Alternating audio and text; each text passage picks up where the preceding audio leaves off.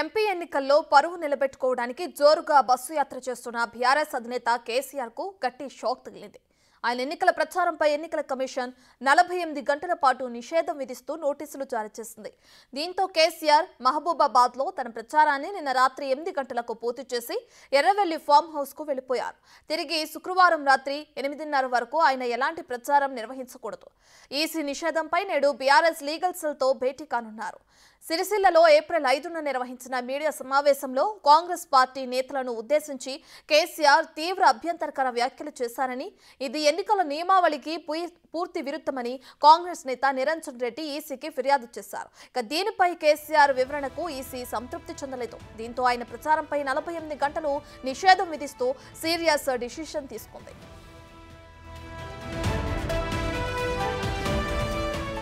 కేసీఆర్ 48 గంటల పాటు ఎలాంటి బహిరంగ సభలు, సమావేశాలు, ర్యాలీలు, ఇంటర్వ్యూలు, మీడియా ద్వారా కూడా ప్రచారం చేయడానికి వీల్లేదంటూ ఈసీ స్పష్టం చేసింది.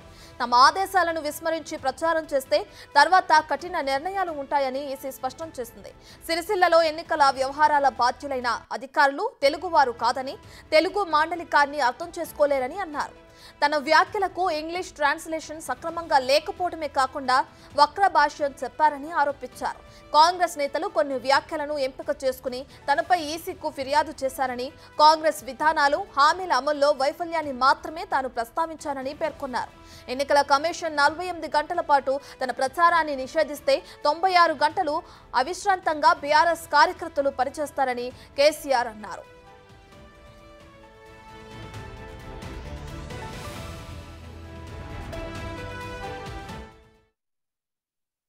నేను మీ అందరికి ఒకటే మాట మనవి చేస్తా ఉన్నా.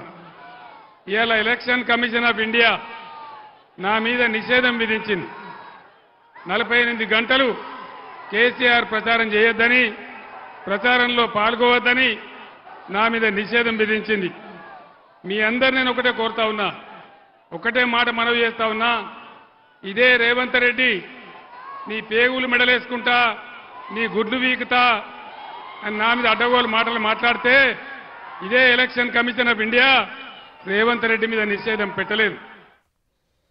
రైట్, ఇదే అంశానికి సంబంధించి మరింత సమాచారాన్ని మా ప్రతినిధి సైదులు లైవ్ లో అందిస్తారు.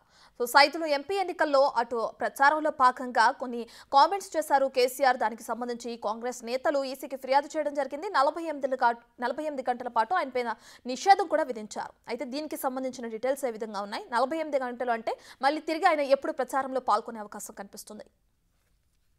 రత్న, కేసీఆర్ పై ఈసీ 48 గంటల పాటు అంటే రాత్రి 8 గంటల నుంచి 48 గంటల 2 రోజుల పాటు కూడా తనని ఎక్కడ కూడా బహిరంగ సభల్లో ప్రచార కార్యక్రమంలో పాల్గొనడదని చెప్పేసి, మీడియా ముందుకు కూడా వచ్చి మీడియాతో మాట్లాడొద్దని చెప్పేసి కూడా నిషేధం విధించింది. సో ఇక నిన్న మహబూబాబాద్లో బస్సు యాత్రలో భాగంగా 7 గంటల 40 నిమిషాలకే కేసీఆర్ బస్సు యాత్ర ముగించుకొని ఎర్రవెల్లి ఫామ్ హౌస్కి వచ్చారు. అయితే ఈరోజు కేసీఆర్ తోటి ఇటు కేటీఆర్, హరీష్ రావు, బీఆర్ఎస్ సీనియర్ నేతలందరూ కూడా భేటీ కాబోతున్నారు. ఎందుకంటే గత శాసనసభ ఎన్నికల్లో ఓటమి తర్వాత పార్లమెంట్ ఎన్నికలను చాలా ప్రతిష్టాత్మకంగా తీసుకొని ముందుకెళ్లాలని చెప్పేసి భావిస్తున్న బీఆర్ఎస్ పార్టీకి ఇది పెద్ద ఎదురుదెబ్బ అని చెప్పవచ్చు. ఎందుకంటే ఇప్పటికే సమయం కూడా చాలా తక్కువగా ఉన్నది. ఈ రోజుతో నుంచి 9 రోజులు మాత్రమే ప్రచారం కార్యక్రమానికి వెసులుబాటు ఉన్నది కాబట్టి, సో ఇక ఇప్పటికే 12 నియోజకవర్గాల్లోనే బస్సు యాత్ర కొనసాగనున్నది. మిగతా 5 నియోజకవర్గాల్లో ఎక్కడ కూడా కార్నర్ మీటింగ్ కానీ బస్సు యాత్రలు కానీ లేవు. అంటే తెలంగాణ రాష్ట్రంలో 17 పార్లమెంటు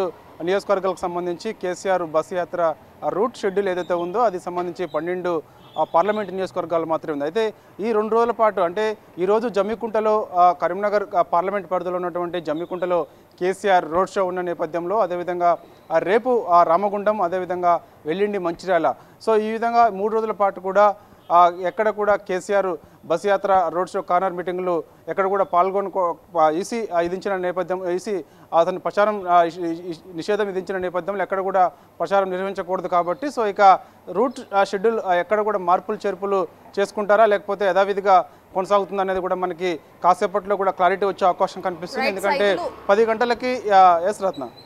అయితే ఈసీ నిషేధం విధించిన నేపథ్యంలో అయితే ఈ రోజు బీఆర్ఎస్ లీగల్ సెల్ తో కూడా భేటీ అయ్యే అవకాశం కనిపిస్తుంది కదా, దానికి సంబంధించిన డీటెయిల్స్ అంటే? ఎస్, ఈసీ ఎందుకంటే ఇప్పటికే కావాలని కుట్రపూరితంగా ఈసీ అటు కేంద్రం బీజేపీ కొందరు నాయకులు, ఇదే విధంగా రాష్ట్రంలో ఉన్నటువంటి కాంగ్రెస్ చెందినటువంటి కొందరు నాయకులు ఇద్దరు కలిసి కూడా కుట్ర పంతున్నారని చెప్పేసి కూడా కేసీఆర్ చెప్తున్నారు. కాబట్టి సో ఇక లీగల్ సెల్ తోటి ఈరోజు కేసీఆర్ మరోసారి భేటీ కాబోతున్నారు. ఎందుకంటే ఇప్పుడు వాళ్ళు కూడా అంటే ఇప్పుడు ఇటు బీజేపీ కొందరు నాయకులు ఎవరైతే ఉన్నారో వాళ్ళు కూడా కొందరు బీఆర్ఎస్పై అసత్య ప్రచారాలు అదేవిధంగా కొన్ని మాట్లాడకూడని అంశాలు కూడా ప్రస్తావనకు తీసుకొస్తున్నారని చెప్పేసి కూడా ఫిర్యాదు కూడా ఈసీకి చేసే అవకాశం కనిపిస్తుంది. అదేవిధంగా ముఖ్యంగా ఇటు సీఎం రేవంత్ రెడ్డి కూడా కొన్ని అనుచిత వ్యాఖ్యలు ఇటు కేసీఆర్పై బీఆర్ఎస్పై చేస్తున్నారు. కాబట్టి సో అతనిపై కూడా చర్యలు తీసుకోవాలని చెప్పేసి కూడా ఈసీకి కూడా మరోసారి ఫిర్యాదు చేయాలని చెప్పేసి కూడా ఇటు బీఆర్ఎస్ పార్టీ భావిస్తుంది. దానిలో భాగంగానే ఈరోజు ఎర్రవల్లి ఫామ్ హౌస్లో బీఆర్ఎస్ లీగల్ సెల్ సోమ భరత్ కుమార్ టీం తోటి కేసీఆర్ భేటీ అవుతున్నారు. ఈ భేటీలో కేటీఆర్ హరీష్ రావు కూడా పాల్గొనే అవకాశం కనిపిస్తుంది. ఎందుకంటే సాయంత్రం వేళల్లో మళ్ళీ ఈరోజు హైదరాబాద్లో ఇక్కడ road show KTR corner meetings road show కార్యక్రమం ఉన్న నేపథ్యంలో సో ఈరోజు మధ్యాహ్నం కల్లా కేసీఆర్ తోటి భేటీ అయిన తర్వాత కేటీఆర్ కూడా హైదరాబాదు తిరిగి వచ్చే అవకాశం అయితే ఉన్నది. సో ఏదైనప్పటికీ కూడా ఇప్పుడు ఈసీ 48 గంటల పాటు కేసీఆర్పై నిషేధం విధించిన నేపథ్యంలో ఇటు ప్రచారాన్ని చాలా వేగవంతం చేయాల్సిన అవసరం ఉంటుంది.